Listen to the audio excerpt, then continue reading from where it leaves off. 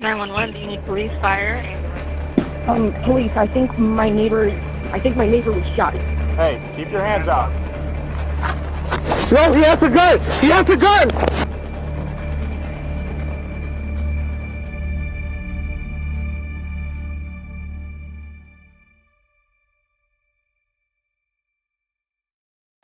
Do you need police, fire, ambulance? Police, I think my neighbor was shot. She's laying in the middle of her What's your address, her ma'am? home, 34952, Port St. Lucie, Florida. Okay, and are you sure? She's in her front yard. She's right next to her. We heard it a couple minutes ago, and I made my kids come inside because it sounded really, really close. And my 4-year-old went in his sister's room, and he looked out the window. He said, "Mommy, the neighbor's on the floor," and she's right outside of our house. And Okay, ma'am, take a breath. yeah, I'm not going outside. You heard the gunshot? Multiple. There was like 6 of them, and I thought it was maybe on the other side of the street because we do have people that like shoot off fireworks all the time. But this one like made my house rattle. But she is not moving. She's outside of the house. Okay, what's her name? I don't know her name. Okay, are you outside with her? She's not moving. No, I'm scared to go over there. Her and her husband are always fucking fighting. And I'm sorry. I'm scared to go out there. It's okay. You don't have to. You said her and her husband were fighting? I don't know if they're fighting. They're just always cursing at each other. They're always leaving, always yelling, always, speeding off down the street. So now she's laying in the front yard? Yes. Okay, did you see the gun? No, we just heard it. Like I said, I made my kid come inside, but she's in her front yard.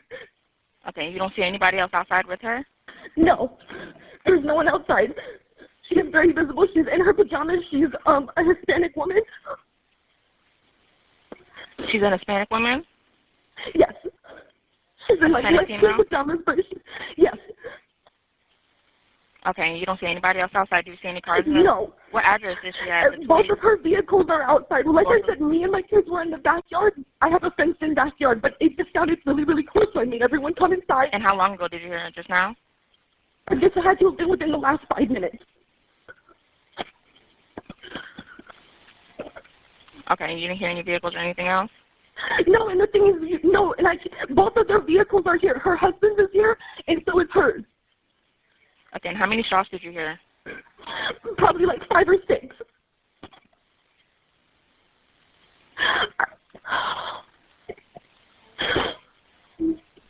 Okay, ma'am. You staying inside the house, correct?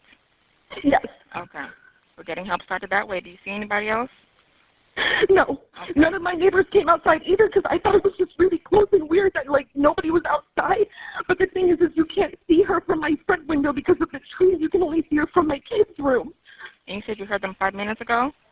Yes. Okay. Oh, my God. She's not moving, you said? No. She is laying on her stomach, almost like, oh, maybe someone's driving up the street, too. And there's 2 cars parked in the front of the house? Yes, she's got, I don't know if someone's pulling up to their front yard or if they're neighbors, but she's in the middle of her dress.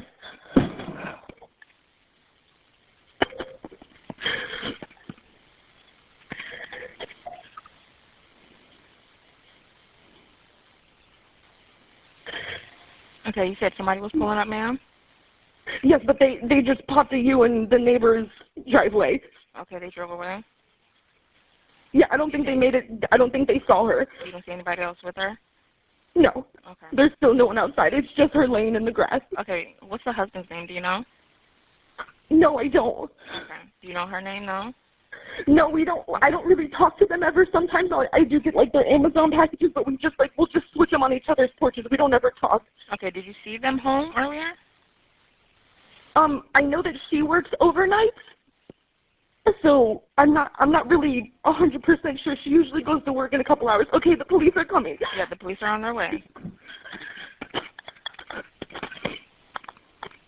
They're stopped at the end of my street, not.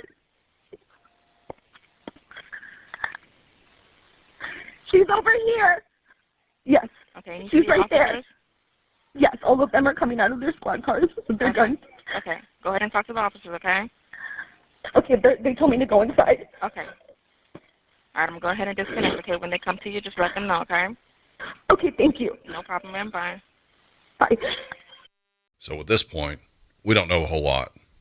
It's Saturday, August 1st, 2026, just after 7:40 in the evening. We're on Southeast Oxmoor Terrace in Port St. Lucie, Florida. And this caller has heard several gunshots outside. And then her 4-year-old son looks outside. There's a woman laying in the grass. Now the call changes. We've gone from someone calling in what might be gunshots to a person down in someone's front yard immediately after those sounds were heard. That's a very different call. The woman lying outside was 50-year-old Elizabeth Liz Ortega. But at this point, our caller doesn't know what happened to Liz. She doesn't know where the shooter is. She doesn't even know for certain that there is a shooter. And there's something else in this call that I really want you to notice. She doesn't go outside. That's a good thing. I wouldn't want her at it. I know there's a person laying in that yard who really needs help, and every decent instinct in you may be telling you to go over there. But we don't know where those shots came from. We don't know where the person who fired them is, and we don't know if they're finished shooting. The last thing I need for my caller is to become the second victim. So for something like this, you want to stay inside, lock the door, and keep yourself and those kids away from the windows as much as possible. Tell me what you can see without putting yourself in danger, and let the people who are coming with guns, body armor, and a whole lot more information deal with whatever is waiting outside. Police and fire rescue were dispatched in less than a minute. The first Port St. Lucie officer arrived roughly 3.5 minutes after the call began. And 3.5 minutes is an incredibly short amount of time when you're looking at it on paper. But when you're person waiting on them, 3.5 minutes can feel like an hour. Officers find Liz outside suffering from multiple gunshot wounds, and now they have the same problem the caller had. Where's the shooter? Because finding the victim doesn't mean the danger is over. In some ways, that's when things get more complicated. You've got somebody who needs medical attention immediately, but you don't know if someone with a rifle is watching them through a window. Liz has moved away from the immediate danger and turned over to paramedics. She would eventually be flown to a hospital. While that's happening, officers begin surrounding the house, and the person they're looking for is 50-year-old Ralph Varela Sr. Ralph wasn't some stranger who had shown up at Liz's house that night.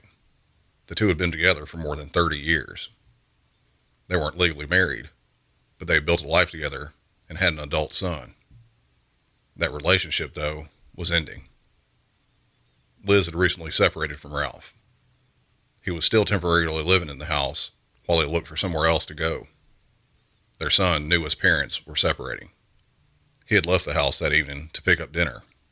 From what I've been able to determine, he hadn't seen some huge confrontation before he left. And while he was gone, all this happened. Now police have Liz, but they still don't have Ralph.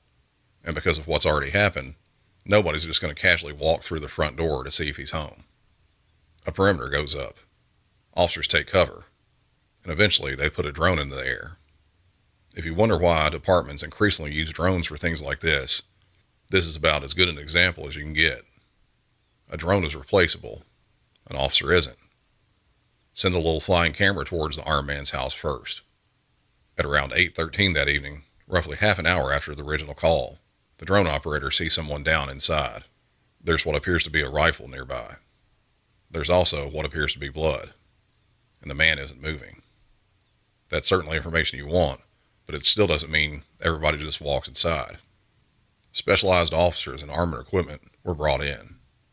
Eventually, officers entered the house. Ralph Varela was dead. It appeared that he had shot himself. And now, for the first time, police could really begin putting together what had happened before the neighbor ever picked up the phone. The house had surveillance cameras, and those cameras had apparently captured at least part of the shooting.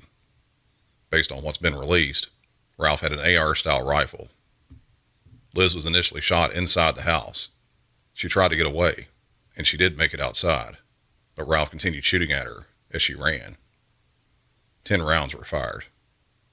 Eventually, Liz collapsed in the front yard, the same place where a 4-year-old boy would look out a window and see her. And there's one detail from the 911 call that's worth coming back to here.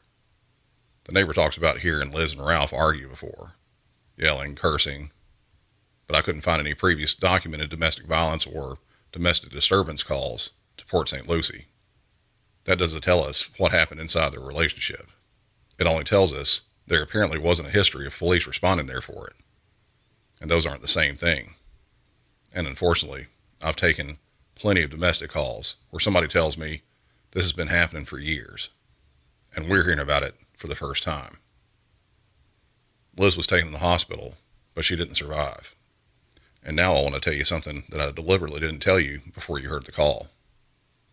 Elizabeth Ortega was one of us. She was a 911 dispatcher.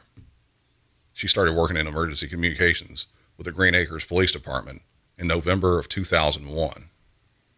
When Green Acres Emergency merged with the Palm Beach County Sheriff's Office in February of 2016, Liz became part of the PBSO Emergency Communications.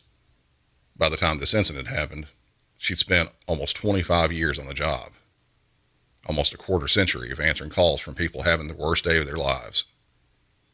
The Sheriff's Office remembered her as a cherished part of their communications family. They said she was kind, compassionate, and warm, and apparently public safety runs in the family. Liz and Ralph's adult son, Ralph Varela Jr., works as a firefighter with Palm Beach County Fire Rescue. Think about that for a second.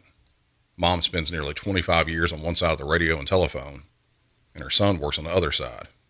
And then one Saturday night, while he's out getting dinner, the emergency they're responding to is his own family. There's something especially difficult about that for me, because when you do the job long enough, you become accustomed to being the person who helps. Something terrible happens somewhere else. Somebody calls you. You get the information. You send the help. And then you do it again, and again, and again, thousands and thousands of times. But being a dispatcher doesn't give you some sort of exemption from having horrible things happen in your own life. Sometimes the address that comes up on the screen belongs to someone we know. Sometimes it's another dispatcher. And sometimes somebody else has to make the call for us. For almost 25 years, Liz Ortega was one of those people answering the phone calls. On August 1st, 2026, the call was for her.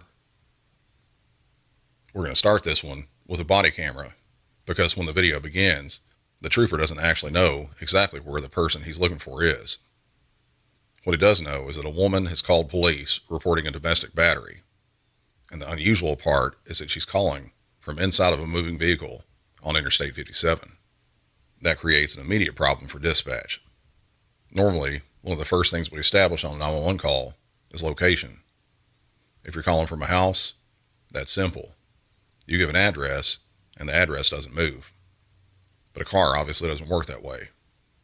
If you're traveling 60 miles an hour, you're moving a mile every minute, which means a location that's accurate when it's entered can be completely useless just minutes later. That's why you're going to hear the trooper asking dispatch for constant updates on the victim's location. The woman stayed on the phone and continued updating police as the vehicle left the interstate and entered Chicago's Woodlawn neighborhood. Eventually, she was able to get out of the vehicle in the 6500 block of South Champlain Avenue.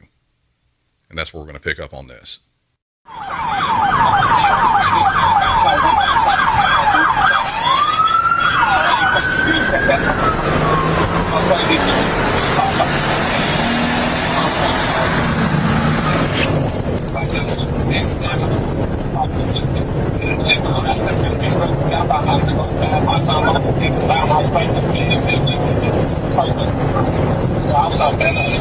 Alright, keep calling it out. Where you at right now?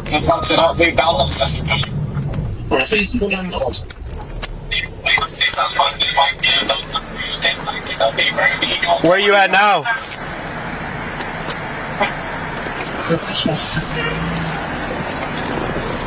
Robo! Where you at right now? 65th and what? Pulling up to my house. Put 65th and what? Give me the address. 65th and Vernon. Because I'm mad, I ain't trying to talk, I'm trying to die. I fall those legs, I drop that net outside, you know it's kind of... Bro, it's weird. Marcy, take me in the front. My mom is waiting on me. Take me to... 6'5" and Vernon. Well, I'm gonna get out. It's a black Jeep. I'll follow you. You got out the car already? Yes, but I'm fearing for my life because he has a weapon. And he told me that he was going to do it to me. Okay, is he still there? Yes. All right, let me know. 66 and Vernon.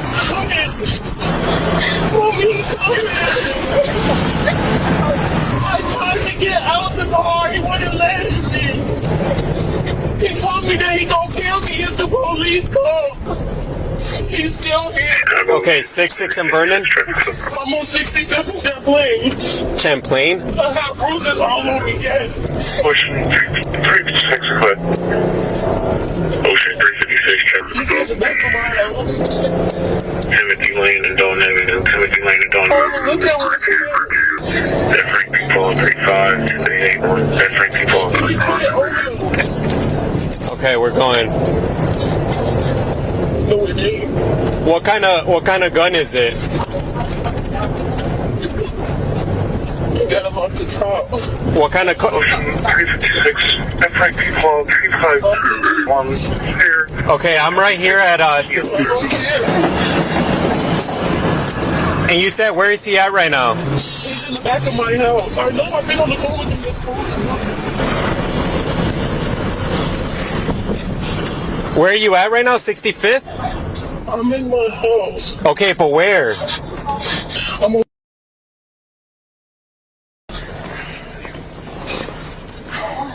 And you said he's in the alley? Yes, he's in the alley. They're saying that he's in the alley somewhere right here, 65th and... You said it's at 66 and Vernon?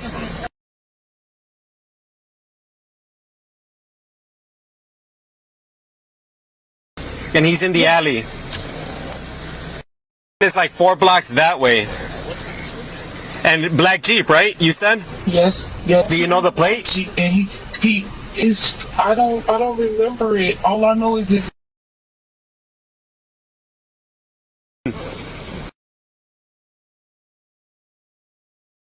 Jalen Carpenter. Jay. Yes. I know, it's weird. They down the street on Vernon. They been following us the whole time since we left home. Hey, do you still see him or not? Y'all gotta hurry up because he has a switch. Okay, but where is he at? So he's in the backyard. Yes, he put his hands on me. No, look at my body.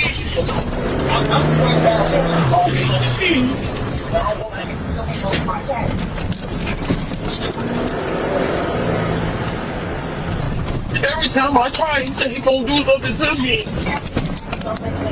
I don't. You let him.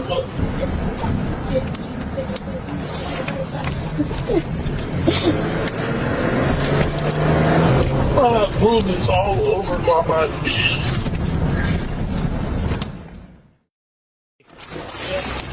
So what happened right now? Me and my girl were arguing, but that's it. Okay. You have any weapons on you? You mind lifting up your shirt? Come on, man. What's all going? Yo. Stop, leave me Chill out. No. Yo, don't fucking reach, man. Stop fucking reaching. Yo, he has a gun. Stop it. Yo, dude, stop.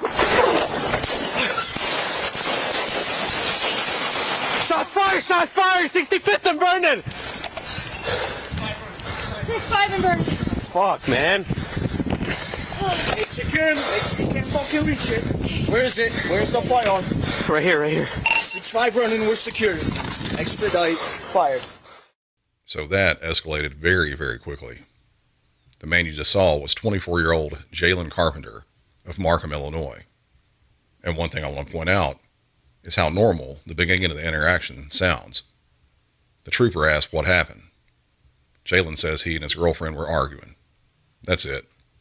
Then comes a question that becomes extremely important about 10 seconds later. The trooper asks if Jalen has any weapons. He says no. The trooper then asks him to lift his shirt. And that's when everything changes. You can see part of what happened on the body camera, but the better view actually comes from a security camera on a nearby house. So let's look at that angle.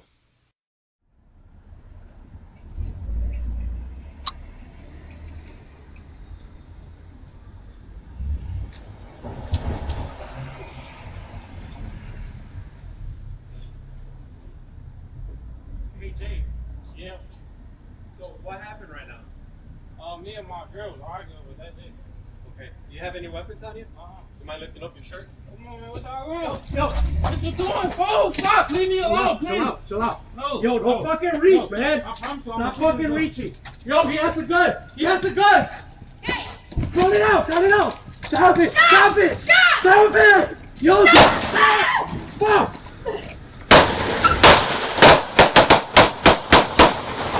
Shots fired! 65th and burning!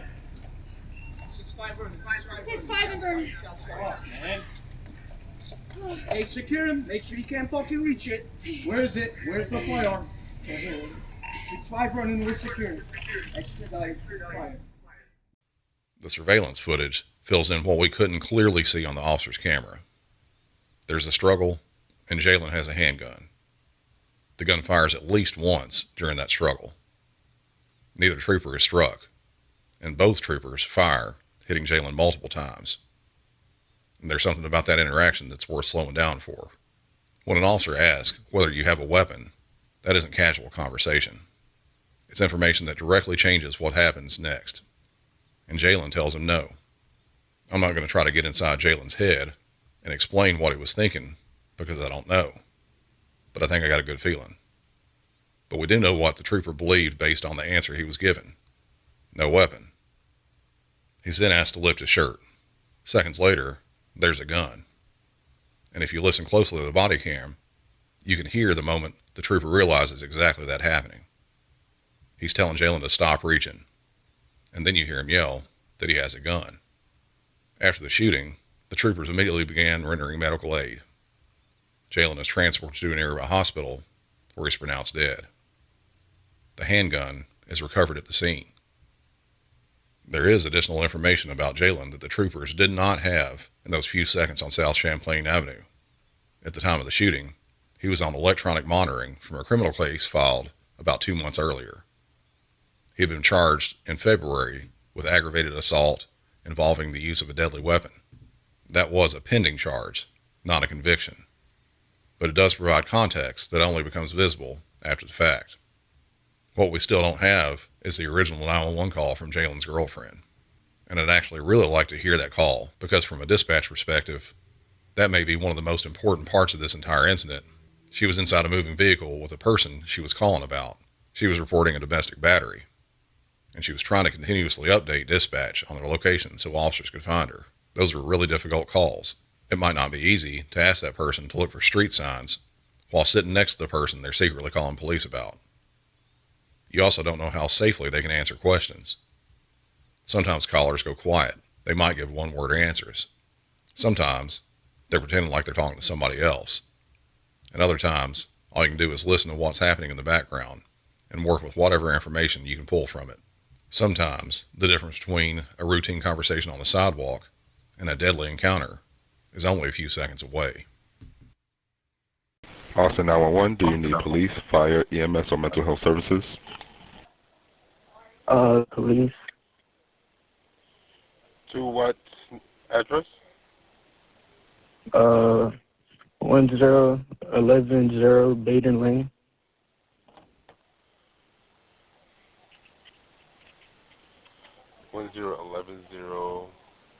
And what's the Baden Lane, BADEN Lane.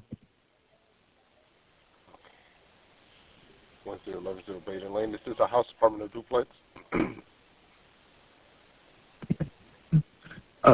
It's a parking lot.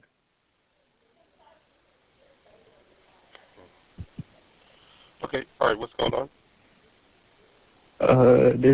I'm looking out my window. There seems to be a kid. It looks like he has a gun. I'm not sure, but he keeps on messing with his waistband, and I seen something in his hands. It looked like a firearm, but I'm not sure. When you say kid, how old? I'm not sure. He just looks very young. So like a teenager? Yes, sir. Okay. Is he like brandishing it, or does he just happen to have it? Brandishing it, I'd say, yeah. I'd say brandishing it. Towards someone, or is he just by himself? By himself.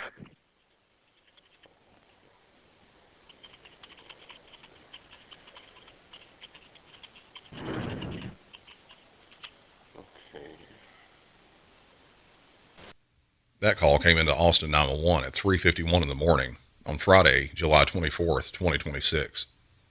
The caller is reporting someone he believes may have a gun near a community park in the 10100 block of Baden Lane in northeast Austin. There's a community pool there, along with a playground and other neighborhood amenities. At this point, dispatch has a pretty straightforward call. Someone at or near the park may have a handgun. The caller isn't completely certain that that's what he's seeing. You don't have to determine whether something is definitely a gun before calling 911. Tell me what you see, and tell me how certain you are about what you're seeing. We'll pass that information along exactly that way. Now that information has to get to the officers. Units to start for a gun hotshot, 10110 Baden Lane. Complainant stating he sees a gun, a kid with possibly a gun, states the subject is brandishing the gun, and then disconnected. Edward 805 en route, unit 75. Clear 3. 10-4. Thank you. Clear. Complainant did say that the subject is in a parking lot. Let me get the call back and get a description, please. 10-4. It's going straight to voicemail. Units en route to the gun hotshot. What 3 words on the caller is going to be bottom, darkest, doing, and it shows 1702 Arborstein Drive. That's where it originally came in, and that's where they're still showing. Edward 805, 806, clear 23. 805, not seeing anything at that address. Said the complainant just goes straight to voicemail and try calling back. 10-4. 805, you want to go on this, dude? Yeah, we can. 805, we've got eyes on. Looks like it's a light-skinned black male with a black jacket and black shorts at the community pool and park located at 10100 Baden Harborside Drive. 10-4. There's something small in that radio traffic that I want to point out. After putting the call out, the dispatcher is asked to try calling the original caller back to get a better description of the person the officers are looking for. She does, and she gets voicemail. Welcome to 911. That happens all the time. Someone calls 911, gives us just enough information to get everybody moving, hangs up, and then when we desperately need one more piece of information from them, they don't answer the phone. Sometimes there's a perfectly good reason for that. Maybe something changed. Maybe they're dealing with whatever prompted them to call in the first place. They might be scared. But that's why if you ever call 911 and disconnect, keep your phone nearby. If you see an unfamiliar number calling immediately afterwards, there's a pretty decent chance that's us trying to call you back. Officers start that way, and even though they don't have a great description, they do have enough to go looking around a park for a man with a gun. It's nearly 4 o'clock in the morning. There probably won't be too many people in that park, and they do know the person they're supposed to be looking for may have a handgun. Keep the last part in mind, because everything that happens next only takes seconds.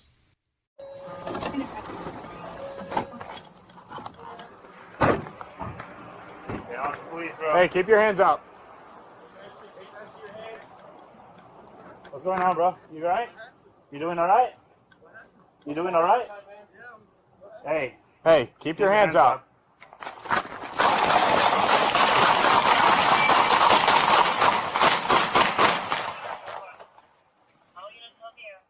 Hey, check your... Hey, cruise. Move. Hey, watch the truck behind us. I'm reloading. Hey, cover! Okay. Stop moving! Stop moving! That happened very fast. And for those of you listening to the audio version of this show, let me explain what we just saw. The officers pull into the park, and almost immediately, they see a man standing there. And he's standing right beside the playground equipment. The officers begin talking to him. One of them asks what's going on with him, and they're telling him to keep his hands up. And then he makes a very sudden movement. He pulls up his hoodie with one hand and reaches towards his waistband with the other. Now, put yourself where those officers are for just a second. They're not responding to a report of some random kid hanging around a playground at 4 o'clock in the morning. They're responding to a report of a person that may have a handgun in his waistband. And now the person they're looking at suddenly lifts his clothing and reaches directly towards that waistband. The officers open fire. He goes down, but he doesn't remain motionless. He continues moving while the officers are commanding him to stop. From their view, he may still be reaching for a gun. The officers fire again, and eventually the movement stops. Now there's another camera that gives us a much wider look at what happened that morning. This is from a security video nearby. I'm not going to make you sit through the entire thing because it's several minutes long, but initially you can see the suspect walking into the frame right there in the park. He probably calls 911. He sits on a wall, but then there are a few other parts that matter. He actually walks into the park area several minutes before police arrives. He sits down on that short wall near the playground. As he waits, nothing particularly dramatic is happening. He's just sitting there. Then the police vehicles arrive. He gets up and moves closer to the playground equipment. And then we reach the same encounter we just watched from the officers' cameras. The person police shot was 17-year-old Anthony Williams II. No gun was found. What police found in his waistband was a water bottle. And obviously, that leaves us with a pretty big question. How do we go from a 911 call about someone who may have a handgun to a 17-year-old kid with a bottle of water in his waistband? The person who made the 911 call you heard at the beginning of this was Anthony Williams II. The same 17-year-old police just shot. Police eventually were able to determine that the original 911 call had come from Anthony's own phone. Now think back to that call knowing that. He's describing a person who may have a gun. He's given dispatch information about the person officers need to find. Then he disconnects. The dispatcher tries to call him back. Voicemail. And within minutes, Anthony walks into the community park. He sits down near the playground, and he waits. Police arrive looking for an armed suspect. Then, with officers telling him to keep his hands up, he suddenly lifts his hoodie and reaches towards the exact place where police thought he might have a gun. There wasn't one. It was a water bottle. And based on everything that's been released, Austin Police Chief Lisa Davis said the evidence appeared to point towards what is commonly called suicide by cop. When you put all the pieces together, you can certainly understand why police reached that conclusion. He appears to call the police on himself. He creates the expectation that the person officers are about to encounter may be armed. He waits for the police, and when they arrive, he makes a sudden movement that looks very much like someone drawing a weapon from his waistband. Anthony was pronounced dead there at the scene at 4:25 that morning. He was 17 years old, and as far as I could determine from the information released afterwards, he had no previous contact with Austin police. Whatever was happening in his life that morning, I don't know. I couldn't determine from what was released publicly. But if the evidence means what it appears to mean, a 17-year-old kid made a phone call at 3:51 in the morning that created an armed suspect for police to find. And then he made himself into that suspect. That's going to do it for this episode of Music City 911. Before I get out of here, I've got a couple things I want to mention. If you haven't seen it yet, this past week I was a guest on Justice with Matt Johnson. Matt is an Emmy Award-winning former Court TV and current Inside Edition journalist, and he had me on to talk about the Nolan Wells case. We spent about a half an hour going through one specific detail of this case and some of the questions surrounding it, and I really enjoyed the conversation. I'll put a link to that interview in the description if you'd like to check it out. Also, MusicCity911.com has gotten a pretty substantial makeover. Actually, substantial may be putting it mildly. I pretty much tore the whole thing down and started over. The new site is up and running now, and I'm going to continue adding quite a bit more to it over the next few weeks. So if you haven't looked at the website in a while, head over to MusicCity911.com and check it out. And And Patreon has been getting some attention lately too. I've been adding more behind the scenes stuff, some bonus stuff, and a few other things that are a little more, we'll say, unusual. I'm not going to explain all that because that kind of defeats the purpose. Some of the Patreon stuff lately has involved clues, hidden pages, making people work just a little bit to find out what I've left for them. And apparently, you guys actually enjoy me screwing with you like that. So I have a feeling there's going to be a lot more of that. If you'd like to support the show and get all that extra stuff, you can find Music City 911 on Patreon. And whether you do that or not, if you're watching on YouTube, liking the video, leaving a comment, and subscribing to the channel really does help get those episodes in front of more people. As always, thank you guys for listening and for watching. For Music City 911, I'm Brandon, and y'all have a good one.